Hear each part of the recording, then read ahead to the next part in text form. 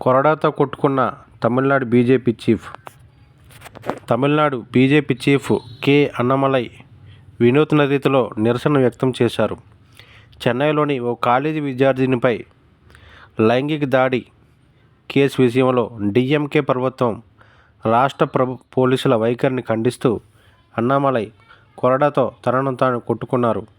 శుక్రవారం కోయంబత్తూరులోని తన నివాసం వెలుపల అన్నామలై పచ్చని ధోతి ధరించి చొక్కా లేకుండానే కొరడాతో పదే పదే కొట్టుకున్నారు.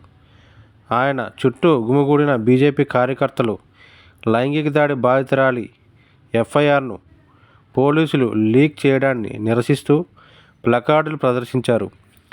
ఇదే అంశంపై గురువారం అన్నామలై మీడియా సమావేశంలో పాదరక్షలను వదిలేశారు. తమిళనాడులోని క్షీణిస్తున్న శాంతి భద్రతలకు డీఎంకే ప్రభుత్వమే కారణమని ధ్వజమెత్తారు. ఈ ప్రభుత్వాన్ని గద్దెదించేదాకా కాళ్లకు చెప్పులు వేసుకోనని ప్రతిజ్ఞ చేశారు. ఎన్నికల్లో డబ్బు పంచబోమని కూడా చెప్పారు. డీఎంకే ప్రభుత్వం పాల్పడిన పాపాలకు ప్రాయశ్చిత్తంగా 48 రోజుల పాటు ఉపవాసంతో ఉండి రాష్ట్రంలోని 6 ప్రముఖ మురుగన్ ఆలయాలను సందర్శించుకుంటానని తెలిపారు. ఉత్తరం దక్షిణ రాజకీయాలు బూచిగా చూపుతున్న వాస్తవ సమస్యల నుంచి ప్రజల దృష్టిని మరల్చేందుకు డీఎంకే సర్కార్ ప్రయత్నిస్తుందని ఆరోపించారు. డీఎంకే రాజకీయాలు చూసి రోత పుడుతుందని అన్నామలై చెప్పారు. అన్నామలై యూనివర్సిటీలోని 19 ఏళ్ల విద్యార్థినిపై లైంగిక దాడికి పాల్పడిన గుణశేఖరన్ పాత నేరస్తుడు.